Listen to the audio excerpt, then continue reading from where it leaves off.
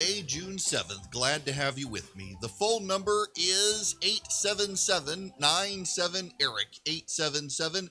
877-973-7425. My goodness gracious. Democracy is dead. It's dead. It died. Joe Manchin murdered it. The Democrats are beside themselves, except not really. You got Democrats now openly attacking. This is kind of bizarre. I can't play you this entire interview, but this is, let me reroute my audio here. This happened a little while ago on CNN with Jamal Bowman. He's a New York congressman, and he has lost his mind over Joe Manchin. Manchin is a no on doing anything to end the filibuster. He put it in writing. Your reaction? Joe Manchin has become the new Mitch McConnell. Mitch McConnell, during Obama's presidency, said he would do everything in his power to stop Obama. He's also repeated that now during the Biden presidency by saying he would do everything in his power to stop President Biden. And now Joe Manchin is doing everything in his power to stop democracy and to stop our work for the people, the work that the people sent us here to do. H.R. 1 not only is a huge bill when it comes to voting rights, it's a huge bill in terms of getting big money out of politics, protecting our elections against fraud, and ending gerrymandering. I mean, big money in politics is what's destroying our democracy, and the Republican Party is aiding and abetting that, and Donald Trump is obviously doing that as well. So Manchin is not pushing us closer to bipartisanship. He is doing the work of the Republican Party by being an obstructionist, just like they've been since the beginning of Biden's presidency. Joe Manchin's for Jim Crow. That's the Democratic talking point. My goodness gracious. Except it's not just him. I got a story right here. Printed it off. Democrats deal their own Trump card. This is from National Journal, Kurt Botto. An internal email exchange reveals that Democratic Congressional Campaign Committee staff are wringing their hands over highlighting former President Trump in campaign material for fear of stoking his base. A press release sent to reporters Thursday attacking freshman Republican Representative Michelle Steele of California appears to accidentally include an internal back and forth between the committee and a campaign staffer over wording and strategy.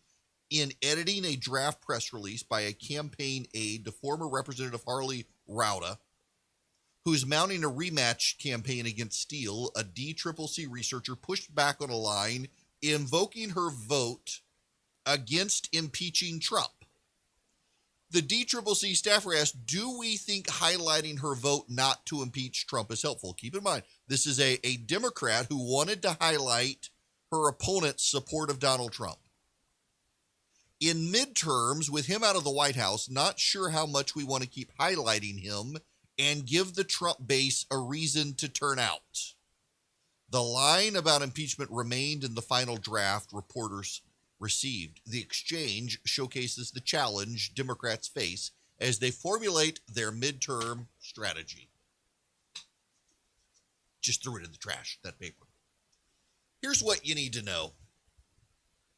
And forget about partisan talking points. Let me just give it to you straight.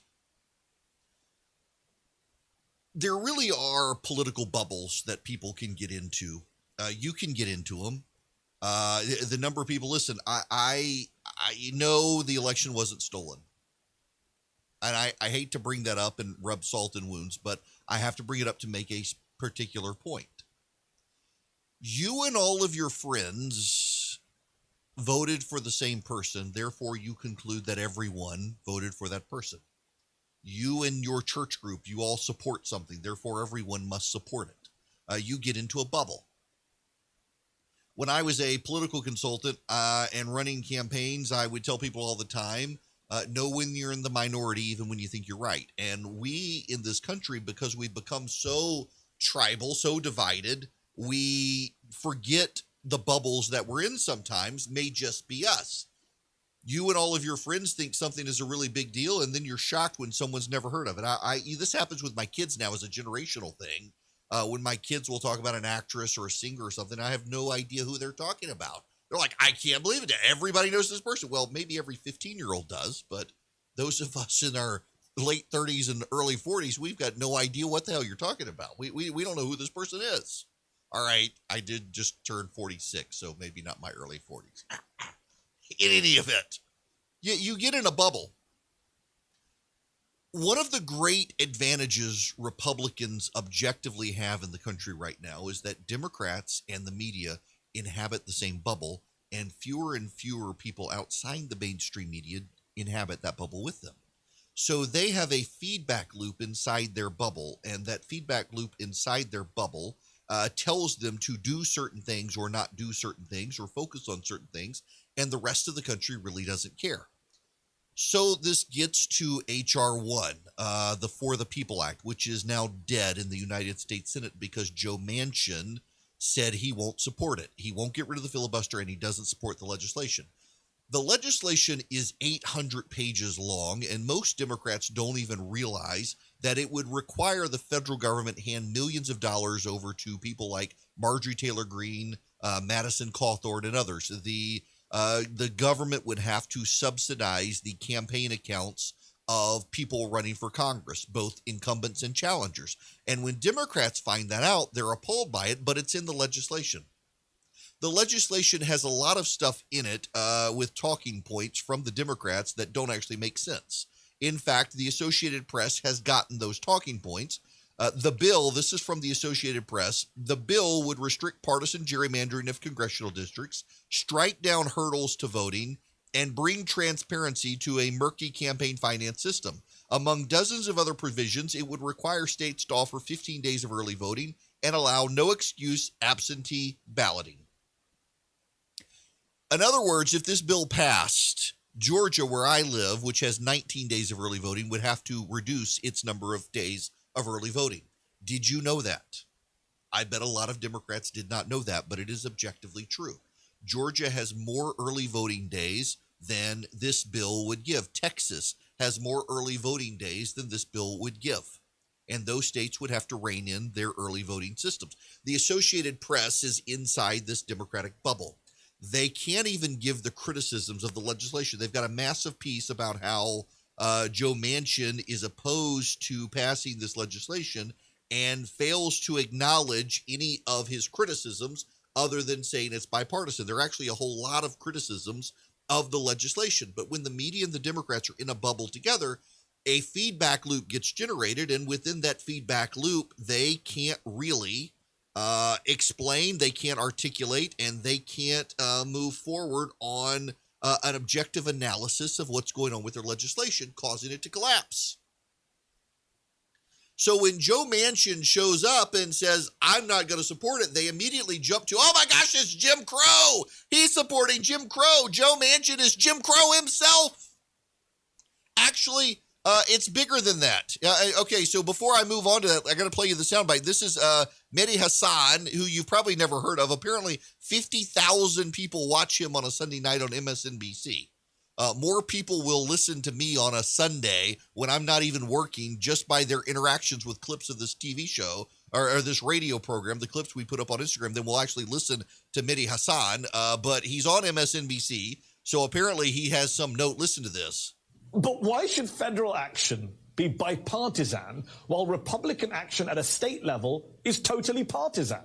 It makes no sense. Which means the GOP is waging asymmetric warfare on our democracy with Manchin's permission and even encouragement. The West Virginia senator seems to think that his party should be able to get the 7 Senate Republicans who voted to convict Trump on board for the For the People Act. But 7 is not 10. Even if Democrats could get Manchin's 7 Republican pals to vote for S1, it would still not be enough to get past his own beloved 60-vote filibuster threshold. Maybe, as I've said before on this show, Manchin's just not very bright. Maybe simple math is beyond him.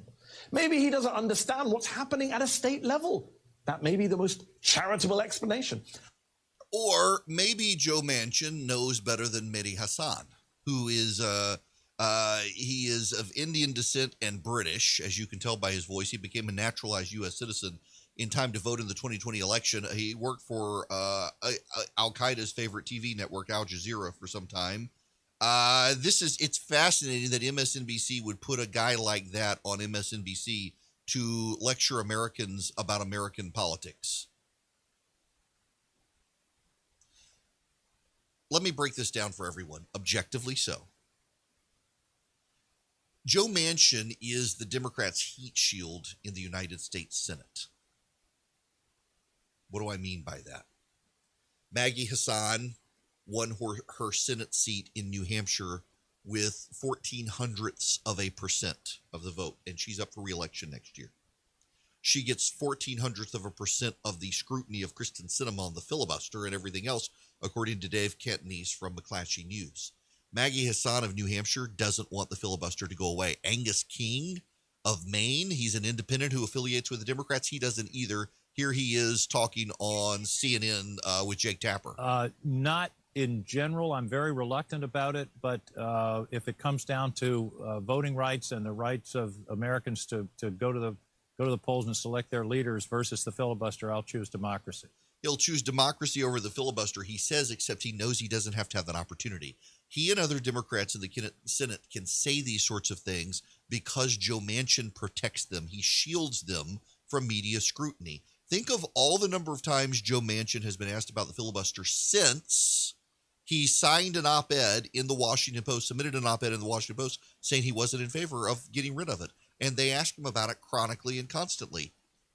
Now he comes out with an op-ed in his own West Virginia newspaper, the Charleston, West Virginia newspaper, and he says something the Democrats are livid about. He points something out.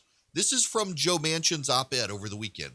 Are the very Republican senators who voted to impeach Trump because of actions that led to an attack on our democracy unwilling to support actions to strengthen our democracy? Are these same senators, whom many in my party applauded for their courage, now threats to the very democracy we seek to protect? That's Joe Manchin pointing out the Democratic rhetoric on their For the People Act doesn't match the reality. But if you're a Democrat and you consume your news from the New York Times and MSNBC and increasingly from CNN, you don't actually know about the rest of the world out there. You don't understand that this law isn't a big deal for most people except progressive activists. You don't understand that most people are okay with the filibuster. You don't understand that most Democratic senators actually want to preserve the filibuster because otherwise every vote would be a pressure point for them, and many of them are way more moderate than the Democratic base. That's just the reality. The Democratic progressive base have moved so far to the left, Donald Trump is closer to the mainstream. And to bring that full circle, that's exactly why the Democratic Congressional Campaign Committee has chosen to reject James Carville's advice on making everything about Donald Trump and January 6th. It plays well with partisans in the press who are of the left. It plays well with partisan progressives. It doesn't play well with everybody else. If you're inside a partisan progressive bubble, you think everybody hates Donald Trump when he came within 43,000 votes of winning re-election. If you're within the partisan progressive bubble, you think democracy is about to be undone unless this law passes, because that's what the Democrats say. It's left-wing QAnon. Joe Manchin just killed the For the People Act. Is democracy dead or not today? Is democracy dead or not today? If you're progressive and you believe the Democratic bubble, you would believe that, yes, democracy is dead today. The problem is it's not, and you don't realize it because of the bubble you're in.